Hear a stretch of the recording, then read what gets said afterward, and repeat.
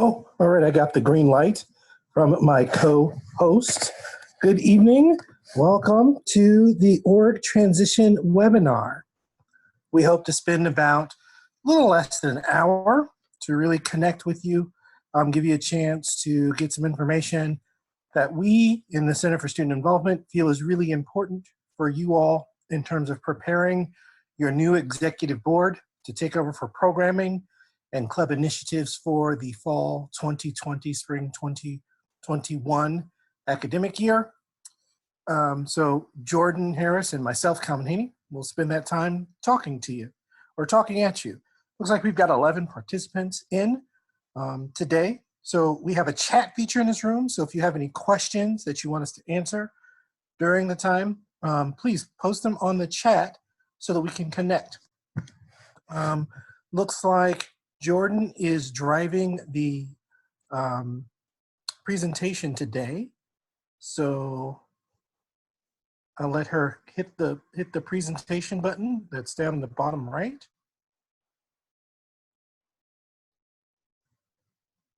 And there we are. Okay, so today, as you can see, we've got 3 agenda items. First, we want to walk you through how to run an effective election using your relationships in the executive board and referring you to use the Engage election system. With your online portal in the Campus Labs Engage system, you can facilitate your own election where you can post a slate and manage your voting outcomes in the system. It's great. Second, we're going to look at the effective parts of your club constitution and give you a little walkthrough of the particular articles that we need for you to have in your constitution and give you a little chance to talk about why they're important. And then last, we'll do a little overview about leadership transitions. One of the most important parts of a student organization are the beginnings and the middles and the ends. And at those times, it's really important to think about how you're transitioning and sharing information between incoming and outgoing board members to ensure that the mission of the club is safe, the vision of the club programming that you have put forward is good, and that the club can sustain itself with the minimum requirement of 8 members and a fully functioning executive board. So let's go. Next page, please. Awesome. One of the important components of the e-board elections are these 5 points that we have here. Everything that we'll share in this discussion will be on the presentation. So I'm just going to sort of color in what you can't read and give you a chance to ask questions as you read the stuff. So the points to remember are really set a timetable for announcing your position, answering your questions on roles and responsibilities. It was great. I was looking through Facebook today, and the College Democrats have posted their information for their election. They've done a good job of, on their first advertisements for elections, really identifying their key answers of when, who, and what the responsibilities are, and inviting folks to ask questions about that. So it's really important, if you're really wanting to create a club that is sustainable, that you become thoughtful about sharing this information first. We want you to give at least 2 weeks prior to the date the elections are to be held for you to communicate to all of your members or folks that are interested. You don't want to give them a 48 to 72 hour window turnaround for the information. You want to give them a chance to think about the position, think about the roles and responsibilities, maybe informally meet with some of the people that they want to replace or run against, so they can see what's expected of them. The third one is you want to, if you have in your constitution voting members, you want to make sure to give them the voting slate of information early enough to sort of qualify their interest in the office. Like, you just don't want to say that John is running for the position, we should vote for him. It's like, hey, this is a little bit about John and why we think he's qualified, and really present that in a written form where your voting members, whether they be present or virtual, have the opportunity to review it before they make a decision. It's really important. We want to promote as much information sharing and democracy as we can. And then the fourth one is we want you to conduct officer transition meetings. So we want you, even in this virtual time, that over the last few weeks of the semester, as you're wrapping up, we want you to spend some thoughtful time with sitting down with your officers and going through what we're going to talk about in leadership transitions. But we want you to make this a part of your elections process so it doesn't seem separate. We want you to begin to connect the elections through the transitions so that you see it as one seamless process rather than being like 2 or 3 things. Any questions coming up on the chat from this?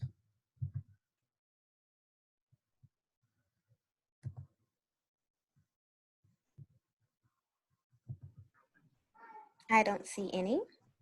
Wonderful. Oh, I hear you now, Jordan. Okay, good. Here you are too. That's great. All right. Last thing is there is Engage. You can host online elections.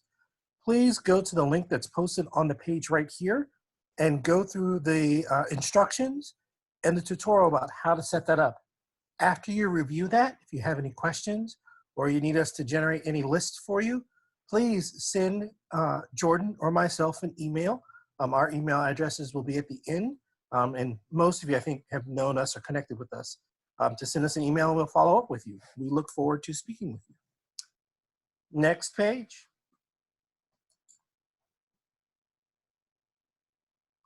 In our elections, we want to spend some time giving you the opportunity to think well about 3 different things.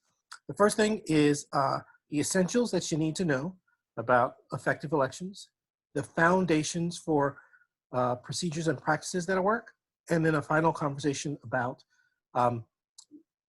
why you would, as an executive board, think about hosting a selection process rather than elections. All right, so next page. Yeah, essentials, foundations, rules of engagement, and when to host e-board selections. Next. So 3 things about elections that are important. So always, first and foremost, refer to your Constitution for specifics on club elections. If you are an older student club that is using the Constitution that was newly amended in 1995 or 2001 for your organization, we want you to take a moment and look at that and see what your bylaws state about election process. We want you to take a moment to update that, and really be thoughtful about documenting whatever you're using as a club leader.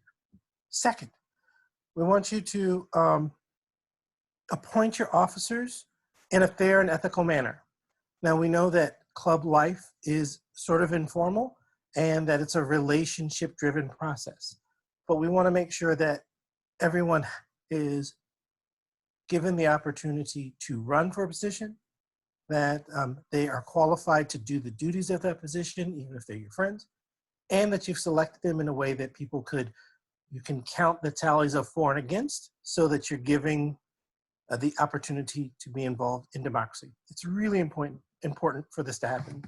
You don't want your friend to get chosen to be the VP of marketing and then either A, they don't do anything about marketing, or B, no one likes them because they're being really rude and abrasive in their relationship. We want you to take the time to think about giving everyone the chance to review the candidates and selecting them without any pressure. Okay, so then the third one is really make sure you identify when your elections are scheduled to happen. Alpha Phi Omega, the community service fraternity, host elections every semester because of how they turn around, and they have that documented in their constitution. We want to make sure that every club has the time of year or the date that they have scheduled for their elections to be identified somewhere in their constitution for transition purposes and making sure that everyone's on the same page. And during this virtual time, this new normal, as we're calling it now, it's really great to use your social media marketing for elections as well as recruitment for your club.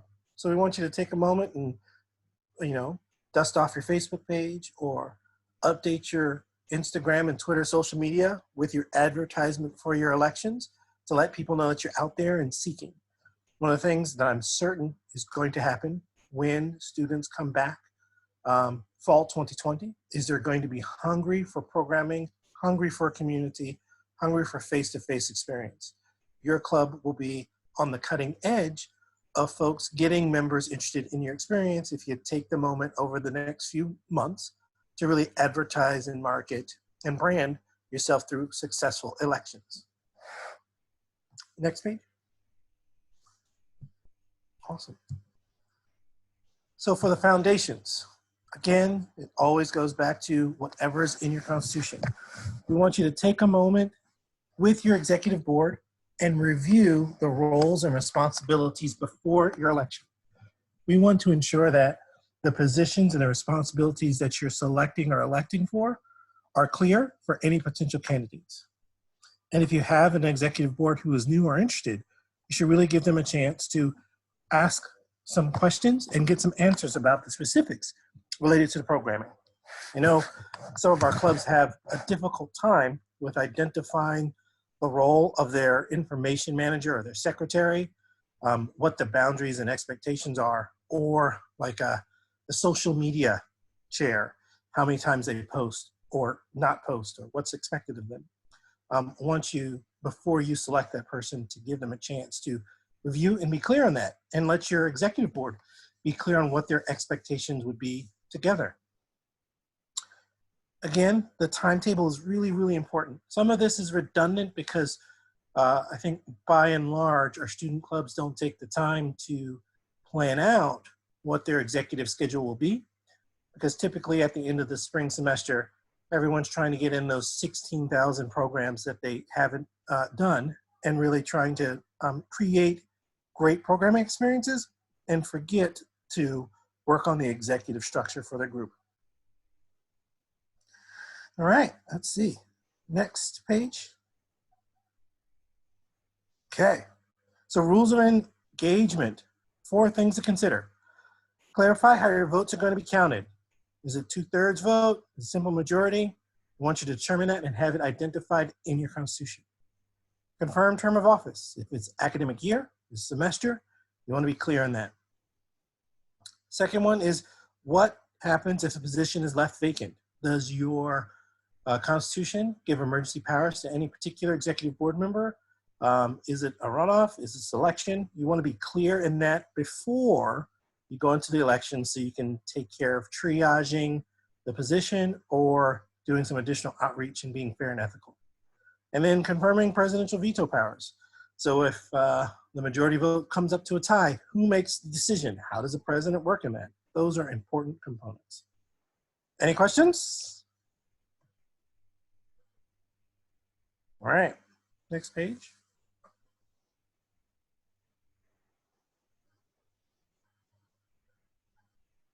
So, selection.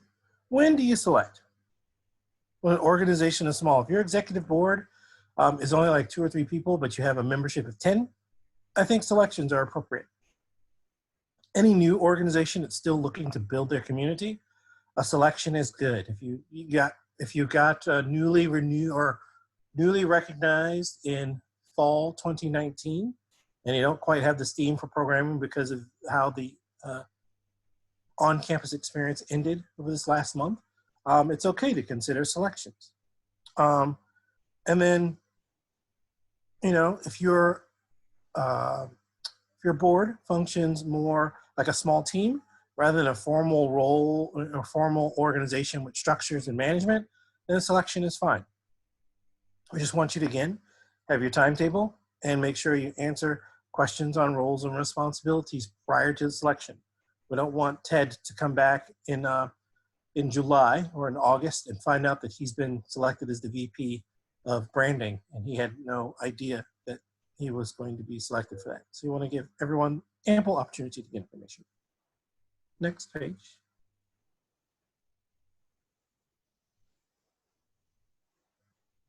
So this is the timeline that we had drafted up for the end of the academic year this year. The thing I want to bring to your attention is that we just give you the main points that we want the executive board to review as they go through their elections timeline preparation. You know, confirming their schedule, you want to make sure that your announcements are up, that your application closing date is set, that that your open voting period is agreed upon and how you announce the results, and then updating all of your membership rosters. We want to make sure that once you get through the election schedule that you've updated your information in Engage, because we will be hosting annual club renewal in mid-summer, mid to late summer. So we want to make sure that all of your contact information and all of your executive board information is up to date. So all the new people have to do is go through the tutorial, enter the stuff, and they're good to go. Second one is to review your constitution. Prior to your election, making sure that you're looking at your bylaws and up to date, and updating anything. There have been a lot of conversations that I've had with executive board members about policies and guidelines that should be updated or streamlined for their club. We want you to take the moment to do that before you press plan any election, and making sure that all e-board members have the most up-to-date copy. Then we want you to host the elections. Remember, you can host the elections on Engage, look at the tutorial, let me know if you have any questions, and then update your officers in Engage. Remember that you need to have your club constitution, club logo, club email and student primary contact, confirmation of your club advisor and your executive board, all in Engage and up to date. It's not just a formality that you do for the Center for Student Involvement. It's the actual point of contact for student leaders and student community members at AU that are interested in being a part of your club. It's the people that they can reach out to and connect with. It's really important. Anything you want to add there, Jordan?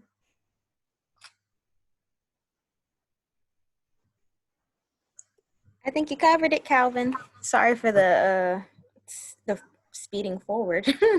Well, that's wonderful. I was late, so I thought you were just trying to rush through it. That's great. Slow us down, Okay. No. Any questions out there in question town?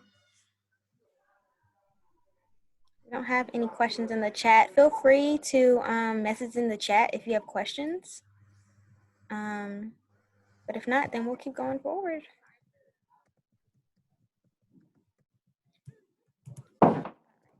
On to constitutions. All right. Well, you all have me for this next section. Hello and welcome. Oh, we have questions. We do have one question. I know. I see. Hello, Robin. Form for club renewal, or is it just completing all that information? So club. Oh, you want to go, Calvin? You got it. So club renewal is going to be on Engage. It's going to be like a different.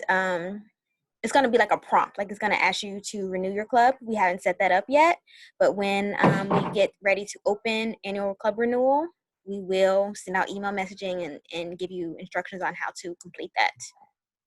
And typically the process is just entering that information that we identified with the Constitution, the logo, the membership, and the confirmation of the advisor. So it'll just take you through like a form, and you just insert that information and everything will get up to date, and then we'll review it and approve it, or we'll have you go back and add the stuff that you missed. Yep. Very simple though. Alrighty, so yes, hello and welcome everyone. If you all hear a little baby in the background, that is my niece. She is 17 months, so she rules the house. So please disregard as I'm going through this section. But thanks for bearing with us a little bit earlier with our technical difficulties. We appreciate you being here. So as Calvin mentioned constitutions a little bit previously, I'm kind of going to go into depth about what you all should be looking at when you are revising your constitution, and just diving into that. So your club constitution is your club's governing document. And so everything, any process that your club goes through, that should be in your constitution somewhere. When I have conversations with clubs, I like to frame it as, say you're a new member and you're interested in learning everything about the club, you should be able to hand that person your constitution, and they should know how your club runs, when meetings are, what's the structure for your leadership in your group. So this document should have all of that in it. All right, I'm gonna skip ahead. everything you want to know, but we're afraid to ask about. So if you have questions throughout, please enter in the chat. Okay, so a little bit about what the Constitution does. And we will dive into each section going forth so you all get a clearer picture. But basically, it clarifies the group's purpose. So why are you on campus? What is your mission? What are you here for? What is your defining goal of what you're trying to do on campus? And so there is a purpose section in your Constitution, and so that should fulfill that need of explaining exactly what you are here to do on campus. So it defines the group structure. And so your Constitution should outline every process and procedure for how you define membership. Who can be a member? What are the responsibilities or the privileges of membership? Your executive board or your leadership team. What are those different roles and what are each of those persons' responsibilities? Why are they there? What purpose do they serve?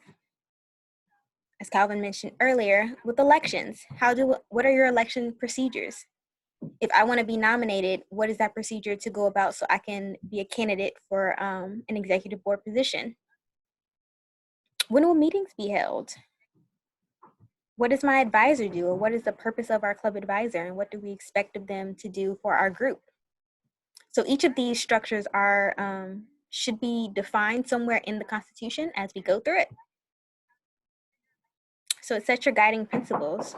Similar to what I was saying before with the group's purpose, what are your club's values? What's your mission?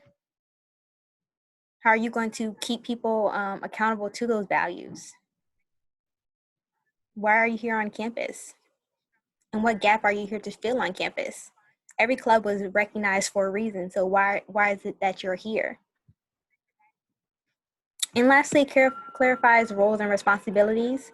So going back to that whole defining the group structure, what are the roles of the president? What is the role of your treasurer? Making sure that those duties are clearly outlined and so everyone knows their roles and responsibilities and you can hold folks accountable to them.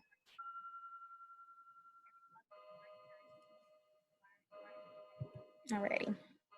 So here, I'm just kind of gonna go through each of the key components of the Constitution.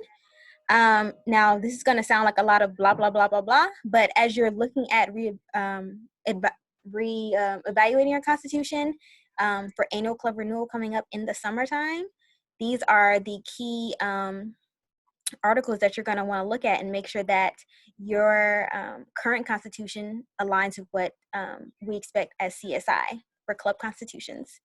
So as you're looking at it, just keep these things in mind. I also want to drive you all to CSI's Engage page. So under the document section in the CSI Engage page, we have a sample constitution that we usually give out to groups who are looking to become new clubs, but you all can definitely take advantage of it as well. And so basically each section, it prompts you to think about exactly what should be in that section. It is word editable. So if you want to go in and kind of reconstruct a new constitution, or you need to just click and drag pieces for your current one, feel free to do that. But it's really going to be a helpful resource and tool as you're revising your constitution. So again, that's in our document section under our Engage page, if you want to look at it after this. So basically for each article, I'm going to kind of go through and tell you what we expect to CSI. So Article 1 being your name, of course, what is your org's name? If you have any abbreviations, please state those as well. So like for African Student Organization, they also go by ASO, so that should be stated in their constitution. And then also any national affiliations. If you are a smaller chapter of a national or of a regional organization, what is your relationship to that organization? And explain that in your constitution. Pretty simple, straightforward. So for Article 2, that goes back to what I was talking about a second ago with your defining your purpose. And so this is your purpose section. Jordan, just wanted to Yes. get a little bit of information about the value of national affiliations. Oh, go ahead. We haven't had that in the Constitution in the past. What we found is we have a lot of chapters of national or regional organizations, and we wanted to ensure that they were giving you the proper sponsorship or support for some of the content or programming that you want to host. So we want to be able to hold them accountable to that with identifying it in the Constitution. That's all I wanted to add. Thank you, Calvin. Okay, so yes, Article 2, so purpose. So some things that it prompts you to think about in the sample constitution are, what is your overarching mission? Why are you establishing this organization? And then what are the goals of your club? So very straightforward things for you to think about. This is also a good section for our current clubs. If you've been around for a long time and you haven't changed your purpose and it's kind of outdated, looking at that and saying, how can we update it to fit the needs of our organization currently? Okay, Article 3, so for membership. So this is really helpful for people who are trying to get involved with their groups. Oh, so say you're trying to recruit members during the student org fair, and someone comes up to you and says, so how do I become a member? This will be your exact spot where you want to go in your constitution to tell those folks, oh, well, this is how you become a member, and this is what the privileges of being a member are in our organization. So of course, state who's qualified for membership. So that can be like any person who is a current undergraduate AU student, blah, blah, blah.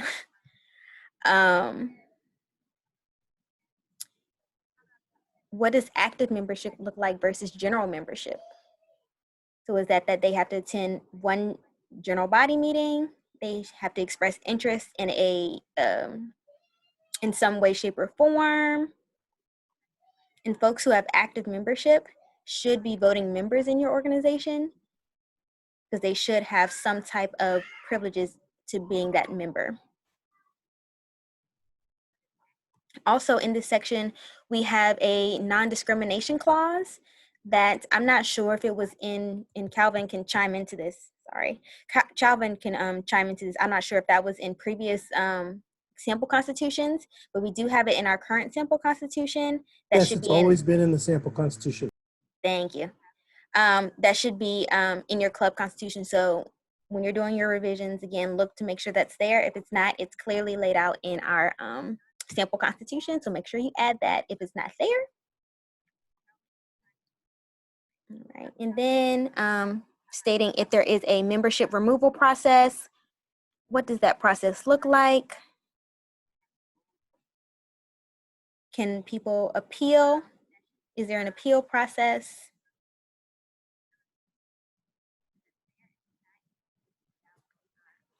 Just kind of thinking about what is membership, who can be a member, and what are the rights and privileges of membership.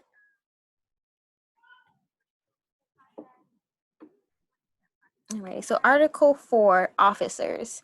So this goes on to that whole explanation of roles and duties. So clarifying who are your officers, not saying specific names, but what are your officer titles, like president, vice president, treasurer, secretary, and then listing out those duties for each individual officer position. And that can be very helpful when you're during your elections and you are maybe posting about we're trying to pick people for these different positions, and someone may say, well, what comes with being president or what comes with being vice president? You can clearly go to your constitution and say, this is what we expect of a person in this position. And then identifying the terms of office. So how long will this person be in these positions? So it could be like one academic year, one semester, which we don't recommend. But like, what is the terms of office? And that should line up with your election process as well. All righty. Article 5, being elections. So Calvin basically touched on this, but I'll just go through it briefly.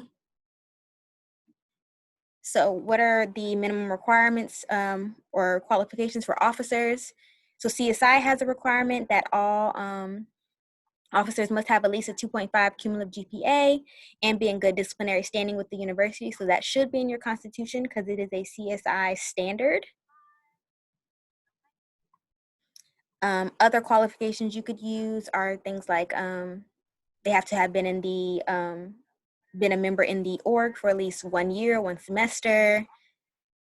You have some leniency with that for your minimum qualifications. This section should also talk about how does a person become a candidate. So is there a nomination procedure? Does someone just say, hey, I want to be president? What does that process look like?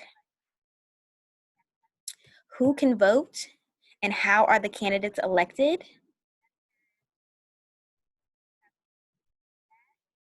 And then how will the general body be notified of the newly elected officers?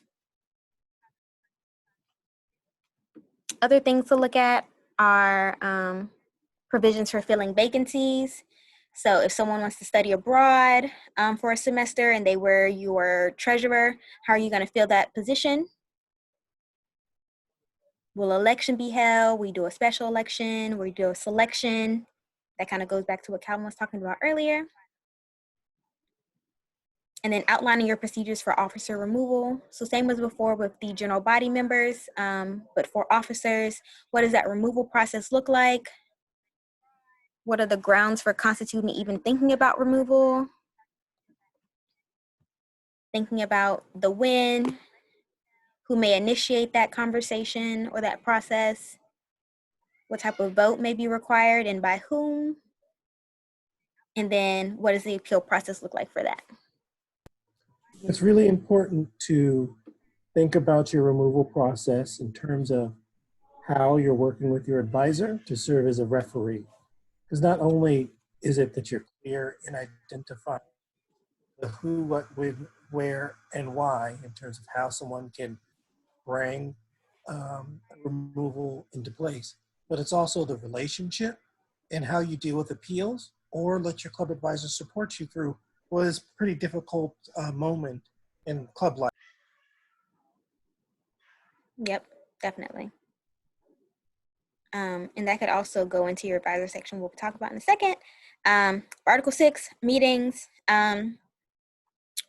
When are you going to have meetings? Are you going to do it weekly, monthly? What are your different types of meetings? So you'll have general body meetings, executive board meetings. If you have committees with your organization, when will they meet? We're specifying that. If you have an attendance policy,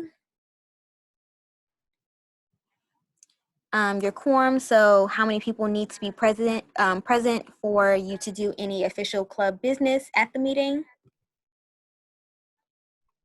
And then if you have a procedure for calling special meetings, who's going to do that? What is the purpose of it? When will it be, or how will people be notified of it? And who will do the notifications?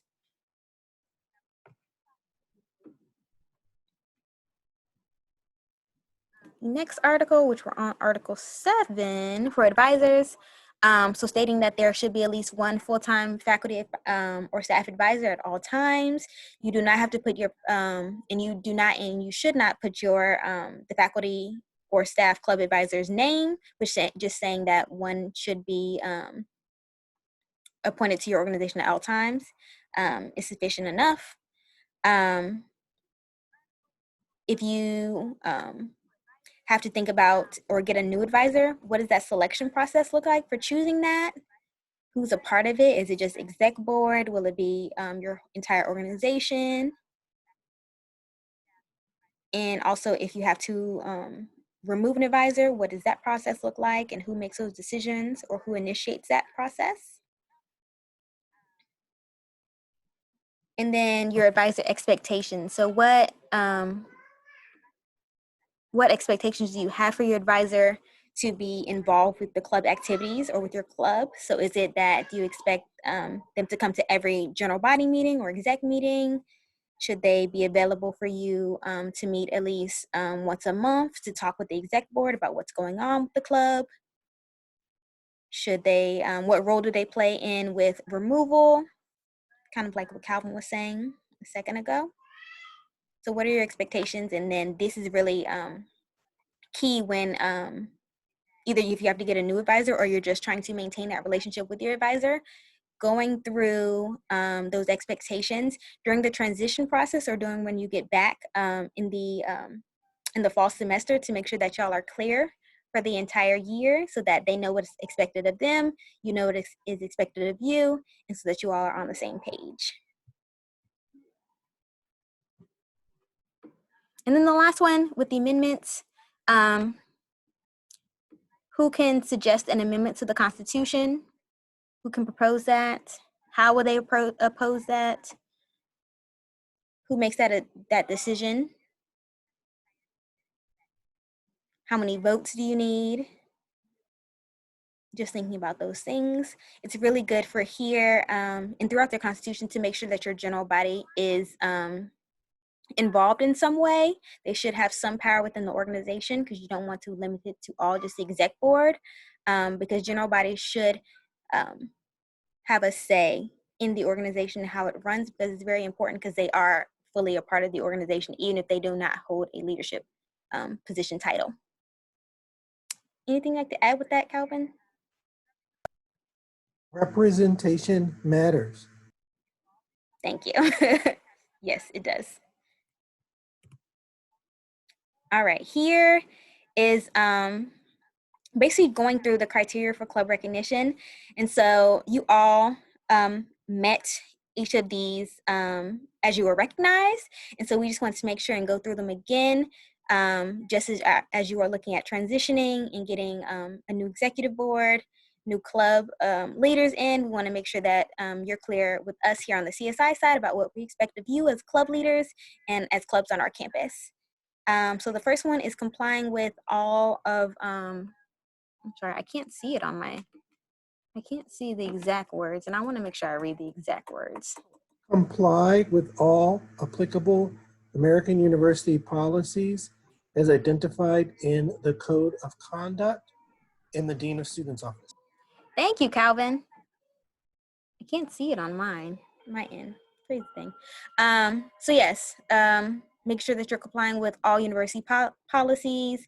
If you need to know more about that, or you have questions about that, feel free to reach out to Calvin or I, and we can give you some resources or lead you in the right direction if you feel like you need to know more about that. So second is non-duplication of a current club activity. So each of you all clubs were recognized for a specific reason, or you feel a specific need on campus. And so we want to make sure that you all are fulfilling that need that you were recognized for. We want to make sure that we don't have clubs that are doing the exact same things on campus, because everyone serves a different community and feels a different purpose. So please continue on with your missions and serving the campus proudly. Clear goals and objectives. So this is just talking about as you're looking at your Constitution and you're looking at what you have laid out in your purpose statement, making sure that that is aligning with what you are doing now.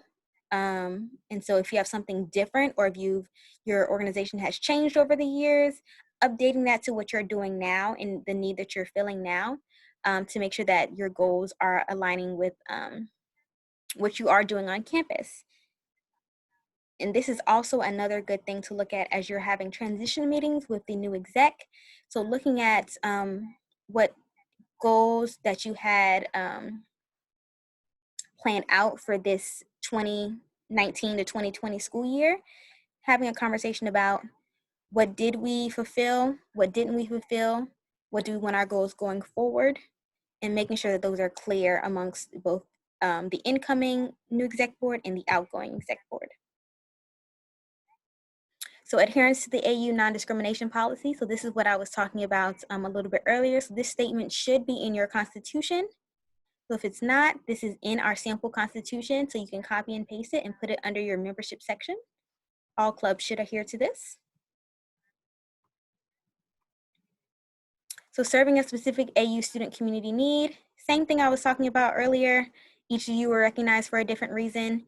And we want you to continue filling that need or that gap that was missing before you got recognized. So just making sure that aligns with what you're doing right now. Good stewards of AU resources. So demonstrating need to be a club on campus. So take advantage of and and I know most of you already do this, take advantage of what are the privileges of being a club on campus. And so being able to reserve space through 25 Live, receive funding from AUCC while being fiscally responsible as well on that. You're able to have marketing around campus, and then also getting advice and getting guidance from us here at CSI. So take advantage of that as you're doing your programming, as you're thinking about coming up, how you're going to recruit for your club. Take advantage of those things. And then the last one, if you are a smaller chapter of a regional or a national organization, just making sure that you're in communication with your nationals or whoever your headquarters are, making sure that you're on the same page of in communication with them, you on the club level, and in us here at CSI, making sure that everything and all the communication is streamlined.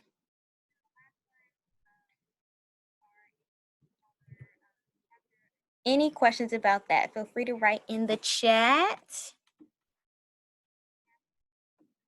I don't have anything on Facebook. We're also live on Facebook right now, which is interesting. Any questions? Any questions? All right, Calvin, I'm going to bring it back to you if you want, unless you want to add something on that section. Good job, Jordan. You're awesome. Thank you, Calvin. Okay, here we go, friends. All right, so effective leadership transitions. There are benefits, believe it or not, to spending time wrapping up your semester, talking to your incoming board about future program ideas and some of the successes and the challenges that you had as an executive board member from the previous year.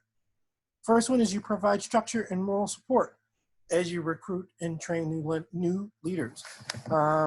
A lot of the conflicts or frustrations that new club leaders bring me in the beginning and the middle of the fall is that no one told them anything about anything in their organization, and they just dumped it on my lap and they left. Even though that might be a little bit true with the hurried nature with spring programming, we want you to help manage that perception by spending some adequate time on a Sunday afternoon, sort of working through some sort of transition process where you're giving new leaders the opportunity to feel at least grounded and comfortable with how things have worked in the past, and an opportunity to hear what didn't so that they can prepare themselves for a year of programming initiatives in the club. Second one is you want to maximize your organization impact and programming. With all student clubs that are renewed, having access to student activities fees through the AU Club Council, you want to make sure that your organization is left in a place where they feel stable and that they're prepared in terms of event planning and allocation submission so that they can host good programs. The more chaos you leave the executive board in, the less chances the club actually has to do some really great programming in the fall. So you want to give folks ample opportunity to be prepared to do the best that they can. You want to extend the legacy and the continuity of your organization as far into the future as you can. The best clubs are the ones that really spend time building a good vision for what their club can do for the American University community and building a rich tradition of how they operate on this campus for the most positive impact for future leaders. It really goes a long way to create a presence where people feel excited and honored to be a part. And then we want to always ensure that underclassmen and upperclassmen are collaborating on programming and vision for the campus. We don't want a third year that's come back from study abroad to find something completely different than what they left it with their club. We want them to know that there's a continuity and that there's a connection that's going all the way through their time away.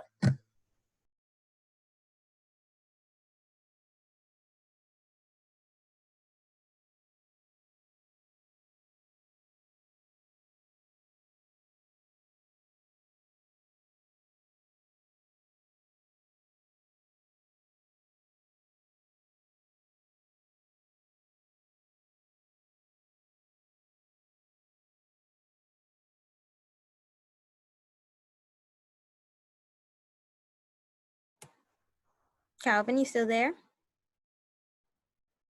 I'm still here. Hello? Did you lose me? Yes. I'm back now. What page do I need to be on? Next page. Oh, and then sort of following a major organization train wreck, like executive boards fall apart. There are arguments. At those moments where you have a breakdown, it's a great time to have the conversation about what were successes and losses, what were challenges, and what are the roles that everyone's expected to do as a transition from an old way to a new way. And then jumpstarting a new executive board or cabinet. In the event that you are left with nothing at all in terms of information, you want to spend time with your new board, e-board, or cabinet, building a good foundation in terms of your connection and communication. And then the last one is if you're feeling that you've been doing some great programming, you want to take it to the next level, it's always good to take a moment before you do that work to work on some transition documentation or information so that you're clear that the success can be duplicated in the future. Next page, please. Wonderful. Transitions for us are in two particular areas. The first one is transition documentation, and the second one is meetings. In the transition documentation, it's important that you're sharing the following information: e-board goals from the previous year, list of programs and activities that went well, an overview of the team structure and roles, and then the club e-board operations. The last two should exist within the Constitution, but if it's kind of complex and you've got a couple of balls going at the same time, you want to create a separate document that identifies that in a way that's simple for folks to review. Hopefully you get a model of that in our club Constitution and how we set that up. But if not, we're still working on ways to present this information in clear and concise manners to ensure that you can get it and use it. The second one are the transition meetings. We want you to build time in. I spelled board wrong. Didn't catch that the last time. Outgoing board. Thank you very much. So that your incoming board and outgoing e-board can have a discussion about the impact or vision that you hope for in the coming year. Next page, please. Awesome. So documentation. So under the areas that we've identified, we wanted to give you some more specificity about what you would ask for or what you would expect. So in terms of goals, list of programming and organization goals. The assumption that we operate under in Center for Student Involvement is that your programming tied to the mission of your club. And we want to make sure that you document that in how you identify the goals for your club programming so that folks can see the connection. The second one is really give a list of successful programs and failure programs so that everyone can get a sense of what works and what doesn't. A list of event ideas and some key expenses that your club runs over an academic year. It's important that you give some sort of running ledger of cost, particularly for when students are asking for funds from the AU Club Council. The more expenses that you have tracked in your documentation is the less time that the club leader has to go making additional phone calls and following up with folks. They can all be right there, one touch to share, ready to go. So with the officer and organizational structure, we want you to share all the leadership positions and the roles. And then how the leadership works with each other. Because if you have the VP working with directors of events or fundraising, that you want to make sure to be clear in who's responsible for supporting that organizational position so that they know who to ask when there's questions or concerns or clarification. And then talk about your operations, like what clubs do you typically partner with, and any handbook resources that you've had in the past that you found useful, you want to share those. Next. And for the meeting process, it's a 3-stage rocket. Really, we want to have an opportunity for the outgoing officers to collect some information about what worked, what didn't, what they want to share, what they want to continue. And then 2, having the new and old officers meet to really share that information and talk through a vision of what happens for the coming year. And then the third one, we really want you to sit down as a new officer at e-board and say, hey, this is what we want to do. And in this 3-stage rocket that we have here, what works, old and new, and then the idea generation for the new officers, you really get a chance to feel comfortable about the programming choices that you'll want to make as an executive board member. Next.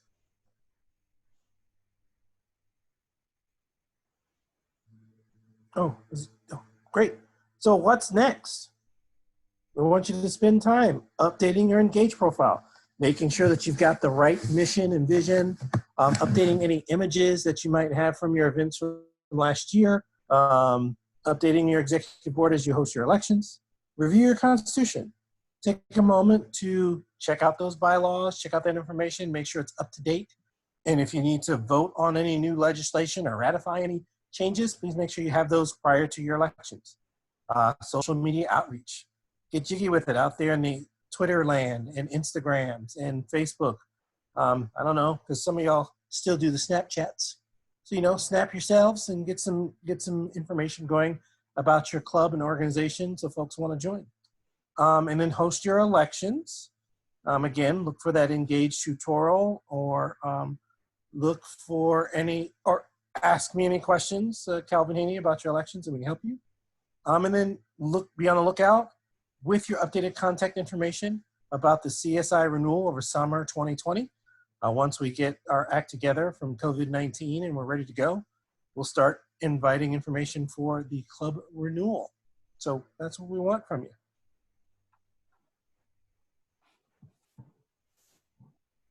Ask us questions now or in the future. You've got our email. We've got some time here. Any questions?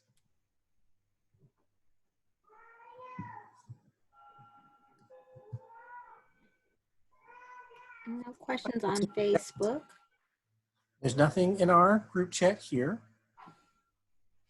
We want to thank you for taking time to sit with us. This is not the end of the conversation. This is just the beginning. So be on the lookout for our social media and get your social media up. And if any of your club leaders that are here and you're still listening, please put your Instagram handle in the chat room so we can follow you and see what cool things you're doing. We'd love that.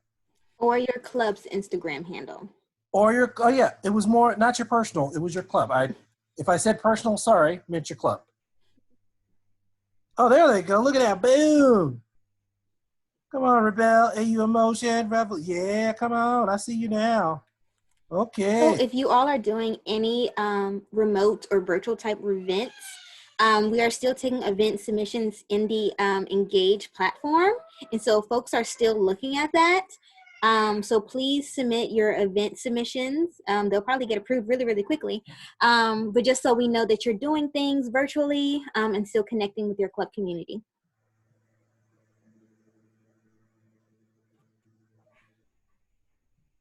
Thank you, everyone. And this PowerPoint presentation, we also recorded it. It'll be on our YouTube, which is AU Student Involvement. If you need to go back and re-listen or listen to specific parts, we will have it up probably sometime later this week, if not tomorrow. So check it out.